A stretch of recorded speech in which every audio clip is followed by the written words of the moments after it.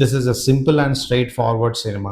గతంలో గనక ఒక హీరోయిన్‌కి ఒక డార్కెస్ట్ పాస్ట్ ఉండి, అదంతా మర్చిపోయి, పాస్ట్‌నంతా మర్చిపోయి, ప్రెజెంట్‌లో ఒక కొత్త జీవితం సాగిద్దాం అనుకోని, ఒక పెద్ద ఫ్యామిలీలోకి ఎంటర్ అయ్యి, కొత్త జీవితం సాగిద్దాం అనుకున్న ఒక హీరోయిన్‌కి గతంలో ఉన్న క్యారెక్టర్స్ మళ్ళీ ఇప్పుడు ప్రెజెంట్‌లోకి వచ్చి ఎలా ఇబ్బంది పెడుతున్నాయి, అండ్ హీరోయిన్ ఆ క్యారెక్టర్స్‌ని ఎలా ఫేస్ చేసింది, ఎలా హ్యాండిల్ చేసింది, అండ్ ఈ ఫ్యామిలీ మెంబర్స్ ఎలా యాక్సెప్ట్ చేశారు హీరోయిన్‌ని, అండ్ హీరోయిన్ మొత్తానికి తన గతాన్ని చెప్పిందా లేదా ఫ్యామిలీ మెంబర్స్కి, ఒకవేళ చెప్పుంటే ఆ ఫ్యామిలీ మెంబర్స్ హీరోయిన్ ఎలా యాక్సెప్ట్ చేశారు, అండ్ ఫైనల్లీ గతంలో ఉన్న ఈ క్యారెక్టర్స్ నుంచి కంప్లీట్గా ఈ ఫ్యామిలీని ఎలా సేవ్ చేసింది, తను ఎలా స్ట్రగుల్ అయింది అన్నదే ఈ cinema. So this is nothing but the one and only మా ఇంటి బంగారం.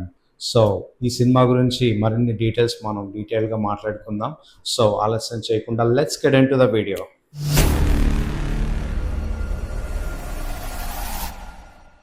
Welcome back to my channel. మీరు చూస్తున్నారు సినీ రివ్యూస్. సో ముందుగా ఈ మూవీ హైలైట్స్ గురించి మాట్లాడుకుందాం. The technicians. ఫస్ట్ అయితే డైరెక్టర్ గురించి మాట్లాడుకుందాం. బివి నందన్ రెడ్డి గారు. బివి నందన్ రెడ్డి గారు ఇది 7th ఫిలిం. ఫస్ట్ ఫిలిం వచ్చేసి అలా మొదలైంది, అండ్ మన సమంత గారితో వచ్చేసి 3rd film Jabardasth, Oh Baby and Maa Inti Bangaram. ఈ సినిమా స్టోరీ లైన్కి వస్తే వెరీ సింపుల్ అండ్ స్ట్రైట్ ఫార్వర్డ్గా తీశారు, అండ్ వెరీ కామన్ మైండ్కి ఈజీగా అర్థమైపోద్ది. సో ఇక్కడ ఏంటంటే అర్థం కాని ట్విస్ట్లు, అర్థం కాని క్యారెక్టర్స్, అర్థం కాని స్టోరీస్ అలా ఏమి ఉండదు.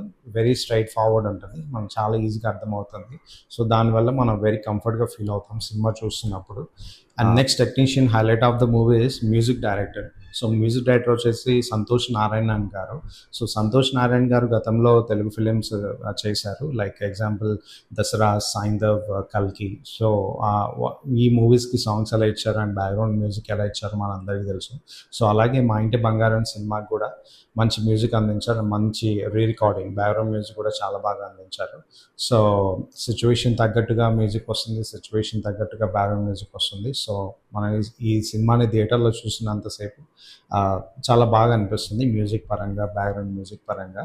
It's a very good and decent music by Santosh Narayanan గారు. అండ్ ఈ సినిమాలో నెక్స్ట్ క్యారెక్టర్ గురించి మాట్లాడుకున్నట్లయితే నెగిటివ్ రోల్లో చేసింది గుల్షన్ దేవయ్ గారు. I think is from north India, Bollywood. So I think నేను ఫస్ట్ టైం చూస్తున్నాను ఇతను తెలుగు ఫిలిం ఇండస్ట్రీలో. మేబీ ఈ సినిమాతోనే ఇంట్రడ్యూస్ అయ్యారేమో ఇక్కడ. Correct me if I'm wrong.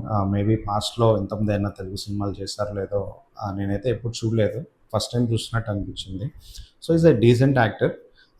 మంచిగా నెగిటివ్ క్యారెక్టర్లో చాలా బాగా యాక్ట్ చేశారు. బట్ ఇతనికి ఎవరైతే డబ్బింగ్ ఇచ్చారో, వాయిస్ ఓవర్ ఇచ్చారో, కొంచెం లిప్ సింకింగ్ అనేది మాత్రం కొంచెం కరెక్ట్గా రాలేదు. సో ఈ సినిమా స్టోరీ లైన్లోకి వెళ్తే హీరోయిన్కి ఒక పాస్ట్ ఉంటుంది. తను ఒక ఆర్ఫాన్. సో తను చిన్నప్పటి నుంచి హరాస్మెంట్స్ ఫేస్ చేస్తూ ఉంటుంది. సో తనకి ఎవరూ ఉండరు తోడుగా, తన ఫ్రెండ్ చిన్న హాస్టల్లో. సో ఆ ఫ్రెండ్ వచ్చేసి వేరే ఫ్యామిలీ తీసుకుని వెళ్ళిపోతారు. సో తిను ఒక్కతే ఉంటుంది, అండ్ హరాస్మెంట్స్ గురవుతూ ఉంటుంది చిన్నప్పటి నుంచి. సో హాస్టల్ నుంచి బయటకు వచ్చేస్తుంది. బయటకు వచ్చి వేరే దగ్గర వర్క్ చేస్తున్నప్పుడు అక్కడ నక్సలైట్లు ఈమెకు కనిపిస్తారు. సో కనిపించినప్పుడు ఈమె కొంచెం ధైర్యం వస్తుంది. ధైర్యం వచ్చినప్పుడు వాళ్ళు అడుగుతారు మాతో జాయిన్ అవుతాం అని చెప్పేసి. సో ఇక్కడ విలన్ ఉంటాడు ఇదే నక్సలైట్ గ్రూప్లో, బట్ ఆయనకు అప్పుడు పాజిటివ్గా కనిపిస్తాడు హీరోయిన్కి. సో హీరోయిన్ కూడా ఓకే, నాకు కూడా వీళ్ళలాగా సపరేట్గా వెళ్ళిపోదాం ఎక్కడికైనా, అండ్ కొంచెం ధైర్యంగా ఉందాం అని చెప్పేసి తను కూడా వెళ్ళిపోతుంది వాళ్ళతో. సో వెళ్ళిపోయిన తర్వాత కొన్ని రోజుల తర్వాత హీరోయిన్కి అర్థమవుతుంది హరాస్మెంట్ చేయడానికి ట్రై చేస్తున్నాడని చెప్పేసి. తను ఎస్కేప్ అవ్వడానికి పోలీసులకి ఇన్ఫార్మ్ చేసి తన్ని జైల్లో పెట్టించేస్తుంది. సో హీరోయిన్ ఒక హీరోని పెళ్లి చేసుకుంటుంది, అండ్ పెళ్లి చేసుకున్న తర్వాత ఒక 2-3 ఇయర్స్ తర్వాత హీరో వాళ్ళ హోమ్ టౌన్కి వెళ్తారు. సో హీరో వాళ్ళ సిస్టర్ వెడ్డింగ్ ఈవెంట్ ఉంటుంది. సో దాని కారణంగా వెళ్తారు. సో ఫ్యామిలీలో కొంచెం వాళ్ళని దగ్గరగా తీసుకోవడానికి కొంచెం ఆలోచిస్తారు, ఎందుకంటే హీరోయిన్ గురించి అంత పెద్ద ఫ్యామిలీ వద్దనుకొని బయటికి వెళ్ళిపోతాడు. సో అందు కారణంగా వాళ్ళ ఫాదర్ దగ్గరికి రానివ్వడం అనమాట హీరోని. సో వీళ్ళు కొంచెం స్ట్రగుల్ అవుతారు స్టార్టింగ్లో.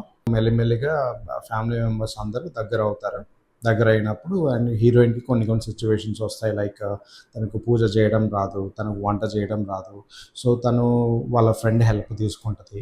సో ఇట్లా కొంచెం అడ్జస్ట్ అవుతున్న టైంలోనే సో జైల్లో ఉన్న విలన్కి వాళ్ళ ఇన్ఫార్మర్స్ త్రూగా తను ఇక్కడ ఉంది, పలానా విలేజ్లో ఉందని చెప్పి తెలుస్తుంది. సో అది తెలుసుకొని విలన్ డైరెక్ట్ జైలు నుంచి బయటకు వచ్చేస్తాడు. బయటకు వచ్చేసి హీరోయిన్ని డైరెక్ట్ కలుస్తాడు బయట.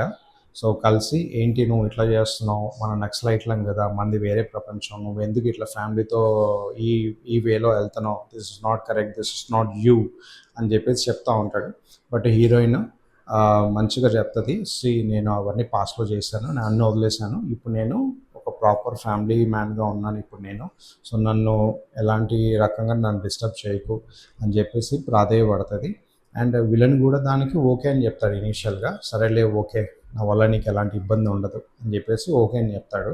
చెప్పుకుంటూనే మళ్ళీ ఇండైరెక్ట్గా వార్నింగ్ ఇస్తాడు, మీ ఫ్యామిలీకి ఏమైనా అవుతే ఏంటి అని చెప్పేసి, అండ్ మళ్ళీ మీ ఫ్యామిలీకి నీ గతాన్ని చెప్పావా లేదా అని చెప్పేసి ఇలా బెదిరిస్తూ ఉంటాడు. సో హీరోయిన్కి అప్పుడు అర్థమవుతుంది, ఓకే వీడు ఓకే చెప్పినా కానీ మళ్ళీ నెగిటివ్గా మాట్లాడుతున్నాడు అని చెప్పేసి.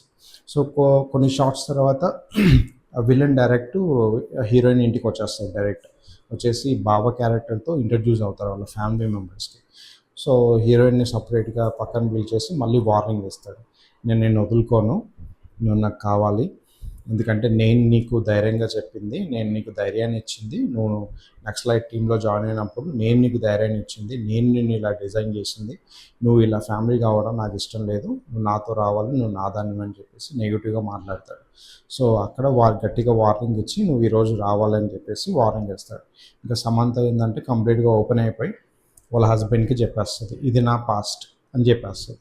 అండ్ అదే టైంలో హీరో వాళ్ళ బ్రదర్ కూడా ఉంటాడు, ఆ బ్రదర్ ఆల్రెడీ పోలీస్, సో అతన్ని కూడా చెప్పేస్తుంది, ఇది విషయం, ఇది నా పాస్ట్ అని చెప్పేసి. సో ఆ హీరో వాళ్ళ బ్రదర్ ఏంటంటే పోలీస్ కాబట్టి ఆల్రెడీ ఇదన్నీ తెలుసుకొని ఓకే వీడు జైలు నుంచి తప్పించుకున్నాడని కన్ఫర్మ్ చేసుకున్న తర్వాత అరెస్ట్ వారెంట్ ఆ డిపార్ట్మెంట్ నుంచి తెచ్చుకొని ఓకే ఈరోజు నైట్ ఇంకా విలన్ సెంట్రల్ జైల్లో వేస్తున్నాం అని కన్ఫర్మేషన్ హీరోయిన్కి చెప్పేస్తాడు. చెప్పేసిన తర్వాత ఇంకా హీరోయిన్ మళ్ళీ అప్పుడు హీరో వాళ్ళ ఫాదర్కి చెప్పాలని చెప్పేసి మొత్తం విషయం అంతా చెప్పేస్తుంది. సో అప్పుడు హీరో వాళ్ళ ఫాదర్ యాక్సెప్ట్ చేస్తాడు హీరోయిన్ని. అదే టైంలో ఇంకా విలన్ సెంట్రల్ జైలుకి వెళ్తున్న సమయంలోనే మళ్ళీ బయటపడి మొత్తం ఇంకా ఫ్యామిలీ మీద అటాక్ చేస్తాడు గన్స్తో, వాళ్ళ గ్యాంగ్స్ అందరితో కలిసి గన్స్తో అటాక్ చేస్తాడు. సో ఇక్కడ కంప్లీట్ యాక్షన్ సీక్వెన్స్ ఉంటుంది. సమంత గారు చాలా బాగా ఫైటింగ్ చేస్తారు ఈ యాక్షన్ సీక్వెన్స్లలో. సో తను కూడా గన్ షూటింగ్ చేయడం, ఫైటింగ్ చేయడం, సో చాలా బాగా ఉన్నాయి ఈ సినిమాలో సీన్స్ క్లైమాక్స్లో. సో లాస్ట్కి హీరోయిన్ విలన్ నెక్ మీద పొడి చేస్తుంది, విలన్ కూడా హీరోయిన్ స్టమక్లో షూట్ చేస్తాడు. సో లాస్ట్కి విలన్ చనిపోతాడు, హీరోయిన్ బతుకుతుంది. ఇంకా ఇంత స్టోరీ. ఇంకా దీని తర్వాత ఇంకా నార్మల్, ఇంకా అందరు కలిసిపోయి ఉంటారు, ఇంకా దట్స్ ఇట్, ఇంకా నార్మల్. సో ఇది ఓవరాల్ ద మూవీ స్టోరీ. ఈ సినిమాలో నెగిటివ్స్ గురించి కనుక మాట్లాడుకున్నట్లయితే హీరోయిన్ ఎప్పుడు కలుసుకున్నారు, గతంలో ఎప్పుడు కలుసుకున్నారు, ఎప్పుడు పెళ్లి చేసుకున్నారు అనేది వీళ్ళిద్దరి మధ్య ఎలాంటి ట్రాకింగ్ ఉండదు. ఎందుకంటే హీరోయిన్ వచ్చేసి ఒక నక్సలైట్. సో నక్సలైట్ నుంచి ఆ ఫీల్డ్లో నుంచి కూడా బయటకు వచ్చేస్తుంది. సో తను ఎప్పుడు బయటకు వచ్చింది, హీరోని ఎప్పుడు కలిసింది, ఎప్పుడు పెళ్లి చేసుకుంది, వీళ్ళు ఎప్పుడు అండర్స్టాండింగ్ వచ్చారన్నది కూడా ఈ సినిమాలో క్లియర్గా చూపించారు. So this is one of the negative thing అనిపించింది నాకు ఈ సినిమాలో. సో ఓవరాల్గా సినిమా గురించి చెప్పాలంటే నాకైతే ఇది చాలా decent and straight forward and simple story అనిపించింది. ఎక్కడ కూడా అర్థం కాని విషయాలు అయితే పెద్దగా ఏం లేవు. సో నాకైతే చాలా బాగా నచ్చింది ఈ సినిమా. అండ్ సమంత గారు ఒక కంబ్యాక్ అయితే ఇచ్చారు, అండ్ నందన్ రెడ్డి గారు కూడా ఒక కంబ్యాక్ హిట్ ఇచ్చారు. సో నా మ్యూజిక్ కూడా చాలా బాగుంది. సో నాకైతే సినిమా బాగా నచ్చింది. సో మీలో ఎవరైనా సినిమా చూస్తారా, అండ్ మీకు ఎలా అనిపించింది కమెంట్ చేయండి వీడియోలో.